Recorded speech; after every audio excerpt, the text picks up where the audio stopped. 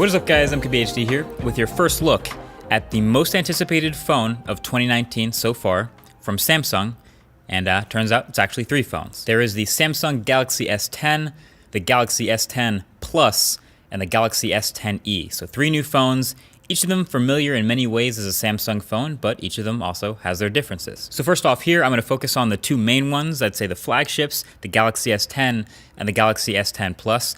And right off the bat, they do look pretty good. I mean, I never thought Samsung phones were ugly at all, but these look quite nice. We kind of saw this coming from the renders. So first off, the new stuff for the Galaxy S10, there are three main improvements and then a lot of small ones. But the main ones are the display, the fingerprint sensor, and the cameras. So the new display, it's simple, you can see it. It's got a 6.1-inch display for the S10 and a 6.4-inch display in the S10 Plus. And they continue the tradition of Samsung having literally the best displays in any phone for a couple years running now.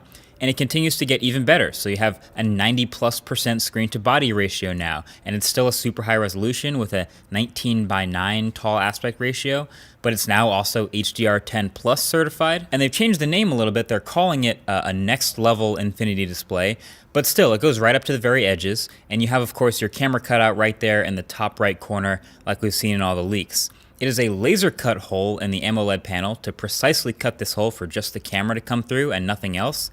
And it's a single 10 megapixel selfie camera for the Galaxy S10, plus an additional depth sensor next to it for the dual cutout in the S10 Plus. So no ultra wide selfie camera, sadly. But yeah, I guess now seeing that cutout in person here instead of just in a leak or a render, it doesn't really shock me anymore. Like, we've seen this design start to come up. We saw it in that one Honor phone, but it was on the left-hand side. This time it's on the right.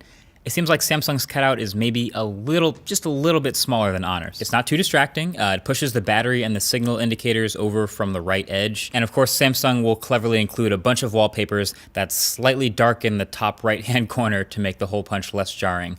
And they also draw this fancy animation around the cutout when you switch to the front-facing camera. So I guess they're kind of embracing it. So there it is. Samsung can now say they've technically never done a notch, I guess. All right, so number two. The number two main new thing is the new fingerprint sensor. Galaxy S10 has officially moved to the ultrasonic under-the-glass fingerprint reader, which is pretty dope. So you see the word ultrasonic in there, and that's not just a name they're just making up. That actually means something as far as the technology's use for you and I. So we've had under-the-glass fingerprint sensors in phones before, namely in phones like the OnePlus 6T, but they've mostly been optical fingerprint sensors, shining a light on your finger to actually read your fingerprint. These ultrasonic ones don't use that, so they have a couple advantages. Number one, they'll be faster. Number two, they don't need to shine a super bright light on your finger to read it, so it'll be way less annoying in dim light or at night. And number three, it can read the fingerprints before waking up the display at all. That is a pretty sweet feature that I'm really happy about. So the ultrasonic fingerprint sensor, I'm looking forward to using. So then that brings us to number three, the third main new feature with Galaxy S10, which is the cameras, plural. So Galaxy S10 now has the triple cameras on the back. So Samsung is finally doing the three different focal lengths, one main camera, one telephoto, and one super wide, which is sick. I've been waiting for that, and I hope Apple gets on this train next. So Samsung has had for a while one of the best cameras in any smartphone. So fingers crossed this continued improvement and image quality and color science keeps going. We'll find out all these things in the full review, so definitely make sure you subscribe to see that when it comes out. But the new cameras on the back are already welcome. The main camera is a 12 megapixel sensor, dual aperture f1.5 or 2.4 with OIS. Then the telephoto is also f2.4 and has OIS. And the ultra wide, it doesn't have OIS, but you'll hardly need it at 123 degrees anyway. And it opens up to f2.2. I, for one, hope everyone adopts some sort of ultra wide camera. I personally love the look. And then in software like Apple and Huawei and LG have done, you can sort of seamlessly zoom between the cameras and it'll switch automatically which camera you're on depending on how far you're zoomed in. It also keeps the intelligent camera modes with the improved scene recognition and all of that. Honestly, it's looking like a winning package in the camera department, but of course we have to test that all to find out. Matter of fact, make sure you're following me on Twitter and also Instagram to see those sample photos of this when I start to get it, because from the day that this video gets uploaded and posted, I'm already gonna start posting sample photos, so you can see those. So that's it for the main changes, but of course, since it's Samsung, they've thrown in a ton of other little stuff because that's their style and it's good stuff. So first of all, the batteries are significantly bigger. Galaxy S10 is now a 3400 milliamp hour battery, and Galaxy S10 Plus is now a 4100 milliamp hour battery, so that's nice.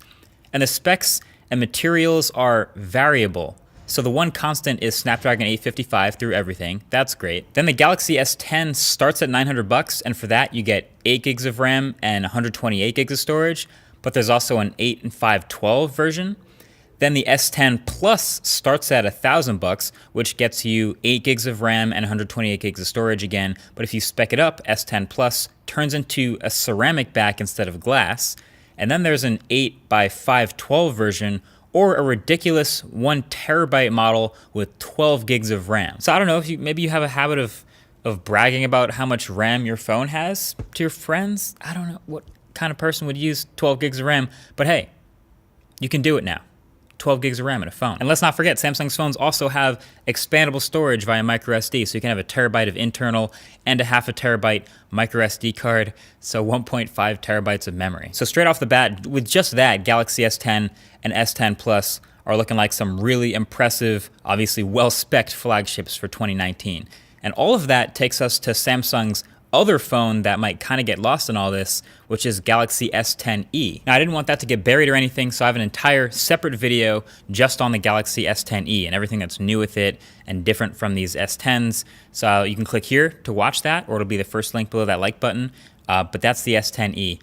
Bottom line with it, it's essentially their answer to the iPhone XR. It has a couple of trade-offs, like a regular fingerprint sensor and a slightly smaller display, etc., to make that lower price, but it doesn't cut off too much, and it ends up at $750, so it's a pretty direct comparison there. And then Samsung also dropped this little bomb on us, the Galaxy S10 5G.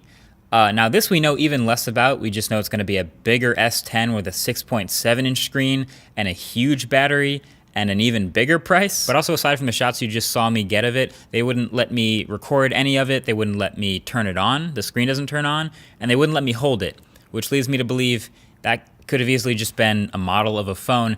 That phone doesn't exist yet. It's coming out in allegedly Q2 of 2019, but that'll be a whole separate thing when that comes out. But anyway, yeah, as you can see from the S10 and S10 Plus and from the spec sheets and from holding them, they continue the Samsung tradition of checking all the boxes they possibly can. Still, of course, it has IP68, it has fast charging, fast wireless charging, the headphone jack is still there, it has Wi-Fi 6, the Bixby button, the Bixby button, still there. It's whatever, they check the box. But there's also this feature now called wireless power share, aka reverse wireless charging. So Samsung gets on board with that too, kind of like we saw with the Huawei Mate 20 Pro earlier. So now Galaxy S10 will be able to enable troll mode super slow 4.5 watt Qi wireless charging of other devices. I mean, it's fine that it works. I've said it before, but it's pretty gimmicky. I wouldn't want to actually do this unless it's a literal emergency, but it's more for accessories like the new Galaxy Buds, their wireless earbuds that have a Qi wireless charging case. Also, word on the street is Apple may be thinking of doing this for the new iPhone with the new AirPods 2, which may have a wireless case, but that's all maybe stuff. We'll see. So finally, to top everything off, there are some new colors. None of them look that amazing to me. I mean, the green's kind of cool, but I'll probably end up going with black. They're all glass, so they're all gonna get fingerprints. And then of course you'll notice they're running Samsung's new improved One UI, which is actually visually pretty different from previous versions of Samsung skins. And the main thing you'll notice when using it is it moves a ton of things like menu items and quick toggles and controls to the bottom of the display. So everything is more reachable on these huge phones. And it's just overall more well thought out and well designed than previous Samsung software, at least in my opinion. Then again, some things are also cartoonishly huge, and I wish they would be smaller or a bit more subtle or less crazy colorful. I don't know, I'm working on my thoughts on it, but so far it's looking pretty solid. But from my time with the hands-on, that's pretty much it. Honestly, I was impressed. I mean, I like the way the phones look and feel in the hands, so for my $900 or $1,000, I think I'm pretty into it. Of course, the full review will be the tell-all, but what do you think? Is this enough to actually get you to change your mind? Also, this video is brought to you by the newest round of MKBHD apparel. This hoodie is in the latest drop. It is live on the site right now, and it is legitimately the softest hoodie I've ever worn. Like, that's not even a joke in my lifetime. This is the softest one, so pretty big fan.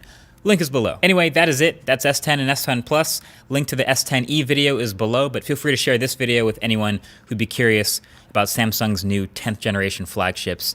Until the next one, thanks for watching. Catch you guys later. Peace.